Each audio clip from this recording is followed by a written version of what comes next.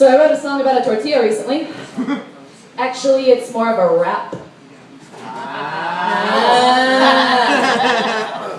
You know, both my roommates, so every damn day.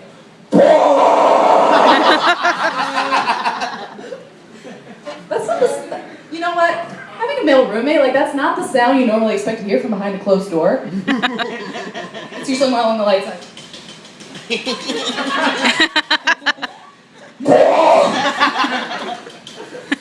Anyway, as you mentioned, I am Sarah Flocken, and I believe 3 things in life. 1, drink responsibly. 2, have a backup plan. 3, if you're gonna do something, have a really good reason for it. Okay, number 1, drink responsibly. I'm not saying it for the usual, like, save your liver, make good decisions, stay out of jail kind of reasons. I'm saying it because the more you drink, the more your insults make no goddamn sense whatsoever. So I wanted to feel really old the other night. So I went to the Mad Hatter in DuPont. So I'm there with my bitches. We're just there to dance. You know, and gentleman approaches me from behind in what I can only assume is the customary greeting for this setting. White man overbite. Open palm fist bump. But then he starts getting antsy. Then it's like giant squid up all over my junk, and I'm like, no, I'm not having that, so I gotta elbow him off. And he goes, whoa, getting a little feisty here. Notice the slurring, because this dude is gonna lead into my belief number 1. And I go, learn some manners. And he goes, you know what? You can fuck me.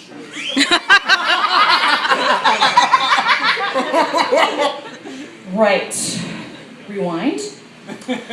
I believe he was trying to say, go fuck yourself, in some really absurd syntax. But instead, all I could say was, well, yes, sir, that is logistically possible. But I choose not to, Pikachu. Number 2, always have a backup plan. All right. So there's been a lot of talk about, you know, dating, shit like that, you know, boys, girls, boys, talking to each other. We've all been on bad dates, right? Yep. Okay, you guys have had much more luck than I have, because that cheer was not loud enough. We have all had bad dates, right? Yeah! All right. So I'm going to plug a little side business my friends and I back in LA have. I'm from LA originally. What's up? East Side. Yeah. Anyway. So, my friends in LA, we got this side business, right?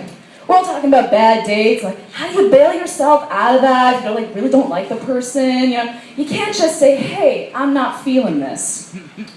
So what I have for you, 1-800-CHICKEN-DATE. Want a chicken out of a date? Call us. We show up. You know, you're at like an Applebee's or something. Bad day. Things aren't going well. You know, you got a crying kid in the booth behind you. You know, he's like, oh, God, this margarita's not worth $8. Oh, you've got gray hair. You didn't have that in your profile picture. All of a sudden,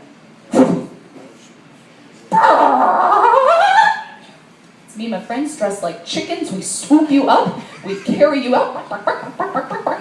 Back out to our white Astro van, like a chicken with feathers and shit. The wings go out and we take tight corners. We leave our calling card. It's an egg. Cracks open with our business card. We've already got some competition, you know. We got Gorilla Date. They come in, they fling poo at your date. That's a little much. That is a little aggressive marketing right there, you know. And then we got Llama Date. I don't really know what they do. I don't really know what llamas do. You gotta have 2 people to go in those suits, you know? Anyway, though, but I'll be handing out business cards after the show if you want to take me up. Finally, number 3, if you're gonna believe something or do something, have a really good reason for it. Now, I'm gonna make an admission right now. I am vegetarian, mostly. Anybody else in here vegetarian? Mostly or all the way? Yes, all right, cool. We have so much in common. Anyway, I'm a vegetarian, but I'm unusual because I'm a vegetarian where other vegetarians annoy the piss out of me for the most part. And here's why, because they always have these really cutesy, trite reasons for being vegetarian, like, I'm going green. Or, my least favorite, I don't need anything that has a face. You know, on sets where I got more time, I go into how completely illogical that is, but unfortunately, I don't have the PowerPoint set up. I can't give you my philosophy logic lesson right now, but onwards. My reason. I'm going to sum up my reason in a story that a friend of mine told me. You're going to hear this. You're going to wish you never picked up that pink slime in a bun that you probably ate just about 20 minutes earlier. So one of my friends is driving home late at night. I'm from that bit of Southern California that's like the deserty inland stretch that nobody talks about. So my friend's driving home real late one night. She's getting hungry. There's nothing else open but a Taco Bell. Now I lived in Britain for a bit, and here's how I explain Taco Bell. It's a business whose foundations are entirely based on beef tacos and desperation. So when my friend walks to the Taco Bell, and she goes, "Oh, thank God you're open. Drive-thru's closed, gotta walk in here. It's 3 in the morning. Can I have a beef taco, please?" And the girl at the counter goes, "I'm sorry, we can't do that." And my friend goes, "What? Why? This is like what you're known for." And the girl at the counter goes, "We can't do beef tacos tonight because our meat hose is out of order."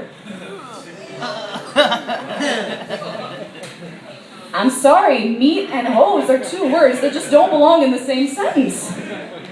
Unfortunately, though, that is not the first time I have ever heard those 2 words in conjunction with one another directed at me. Here comes the drunk guy again. "Sorry, babe. It's not happening tonight. The meat hose is out of order." Another pet peeve of mine is when guys refer to their penises as these third-party entities separate from themselves. That song, Detachable Penis, was fiction, by the way, in case you don't know. Also, it would have been okay if he had just said, "my meat hose," right? Oh, that didn't get a lot of laughs. It's probably because a lot of you call it that. Anyway, I'm getting a little red flashy iPhone waved at me, so I'm done.